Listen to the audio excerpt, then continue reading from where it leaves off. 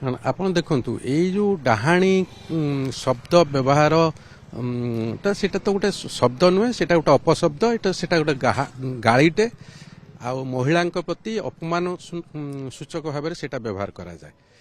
ଆମର ଯୋଉ ପାରମ୍ପରିକ ଭାବରେ ଗୋଟେ ପଛୁଆପଣ ରହିଛି ସେଇ ହିସାବରେ ଗୋଟେ ଆମେ ଡାହାଣୀ ଭାବରେ ଗୋଟେ କୁବିଶ୍ୱାସ ଯୋଉଟା ରହିଛି ସେଥିପାଇଁ କି ହୁଏ। ଏଇଟା ଦିଟା କଥା।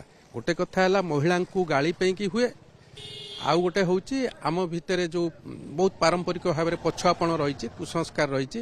ଡାହାଣୀ ଅଛି, ଗୁଣିଆ ଅଛି, ଚିରୁଗୁଣି ଅଛି, ଅମକ ଅଛି, ପ୍ରେତ ଅଛି, ଏଇଗୁଡ଼ାକ ଯେଉଁ ଅବୈଜ୍ଞାନିକ ମତ ସେଗୁଡ଼ାକ ରହିଛି। ଏବଂ ତାକୁ କେନ୍ଦ୍ର କରିକି କ'ଣ ହେଉଛି ନା ଆମେ ବହୁ ସମୟରେ ଦେଖୁଛନ୍ତି ବିଭିନ୍ନ ଅଞ୍ଚଳରେ, ବିଶେଷ କରିକି ପୁଣି ଆମର ଯେଉଁ ଦକ୍ଷିଣ ଅଞ୍ଚଳରେ କିଛି ଅଂଶରେ କୁହନ୍ତୁ ବା ଉତ୍ତର ଓଡ଼ିଶାରେ ବେଳେବେଳେ ମଧ୍ୟ ଆମର କୋଷ୍ଟାଲ ଓଡ଼ିଶାରେ ହେଉଛି।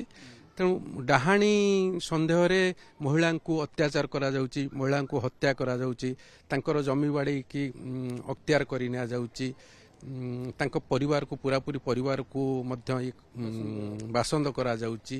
ଏଇ ସବୁ ଯେଉଁ ଘଟଣା ଘଟୁଛି ସେଥିପାଇଁ କି 2013 ମସିହାରେ ଓଡ଼ିଶା ହାଇକୋର୍ଟଙ୍କ ଆଦେଶ ଅନୁସାରେ ମଧ୍ୟ ଗୋଟେ ଆଇନ ହେଇଥିଲା, ଡାହାଣୀ ନିବାରଣ ଆଇନ ହେଇଥିଲା। କିନ୍ତୁ ସେ ଯେଉଁ ଡାହାଣୀ ନିବାରଣ ଆଇନ ପରେ ପୁଣି ଗୃହ ବିଭାଗ ତରଫରୁ ଗୋଟେ କମ୍ପୋଜିଟ୍ ଆକ୍ସନ୍ ପ୍ଲାନ୍ କରାଯାଇଥିଲା। ଆପଣଙ୍କର 2013 ମସିହାର ଆଇନ କୁହନ୍ତୁ କି କମ୍ପୋଜିଟ୍ ଆକ୍ସନ୍ ପ୍ଲାନ୍ କୁହନ୍ତୁ, ଏସବୁ ପରେ ବି ଦେଖାଯାଇଛି ଯେ ବିଭିନ୍ନ ଅଞ୍ଚଳରେ ଏବଂ କେତେକ ନିର୍ଦ୍ଦିଷ୍ଟ ଅଞ୍ଚଳରେ ଏହାକୁ ନେଇକରି ବହୁତ ହତ୍ୟାକାଣ୍ଡ ଘଟିଛି, ଅନେକ କ୍ରାଇମ୍ ହେଇଛି। ଏବଂ ସେଇ କ୍ରାଇମ୍ରେ ଆପଣ ଦେଖିବେ ବହୁ ସମୟରେ ସାଧାରଣ ମହିଳା ଯେଉଁମାନେ ଏକୁଟିଆ ଯେଉଁ ମହିଳା ରହୁଛନ୍ତି, ବିଧବା ମହିଳା ରହିଛନ୍ତି, କିମ୍ବା ସ୍ୱାମୀ ପରିତ୍ୟକ୍ତା ମହିଳା ରହିଛନ୍ତି, କିମ୍ବା ଅସହାୟ ପରିବାର ଗୋଟେ ରହିଛନ୍ତି, ସେଇ ମହିଳାଙ୍କ ଉପରେ ଆକ୍ରମଣ ହେଉଛି।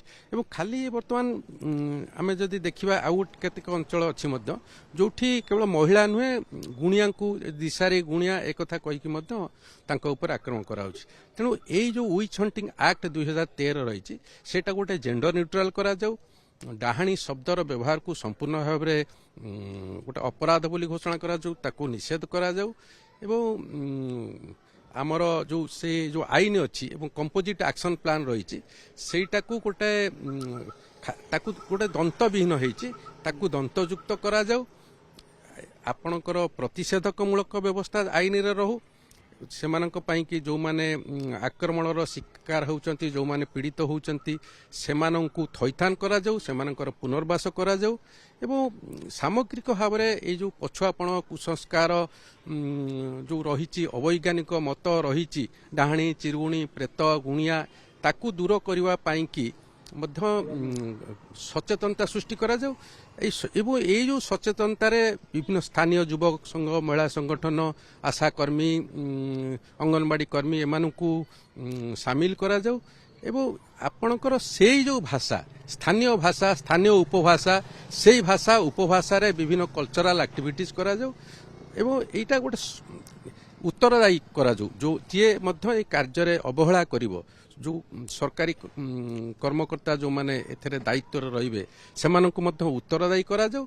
ଏବଂ ଏକଥା କମିଶନ ମଧ୍ୟ ମୁଖ୍ୟ ଶାସନ ସଚିବଙ୍କୁ ନିର୍ଦ୍ଦେଶ ଦେଇଛନ୍ତି ଯେ ପ୍ରତ୍ୟେକ ଜିଲ୍ଲାପାଳମାନେ ଏଇ ଘଟଣା, ଆମର ଯେଉଁ ଆଇନ ହେବ, ଯେଉଁ କମ୍ପୋଜିଟ୍ ଆକ୍ସନ୍ ପ୍ଲାନ୍ କରାଯିବ, ସଂଶୋଧନ ପରେ ଯେଉଁଟା କରାଯିବ, ତାକୁ ମଧ୍ୟ ସମୟକୁ ସମୟ ରିଭ୍ୟୁ କରିବେ, କିଭଳି ଭାବରେ କାର୍ଯ୍ୟକାରୀ ହେଉଛି ତାକୁ ରିଭ୍ୟୁ କରିବେ, ସେହି ଅନୁସାରେ ମଧ୍ୟ ପଦକ୍ଷେପ ନେବେ ବୋଲି କମିଶନଙ୍କର division bench justice Shatrughna Pujahari ଓ ମାନ୍ୟବର ସଦସ୍ୟ ଅସୀମ ମିତ୍ତାଙ୍କୁ ନେଇକି ଗଠିତ ଖଣ୍ଡପୀଠ ପକ୍ଷରୁ ମୁଖ୍ୟ ଶାସନ ସଚିବଙ୍କୁ ଏହି ଆଦେଶ ଦିଆଯାଇଛି।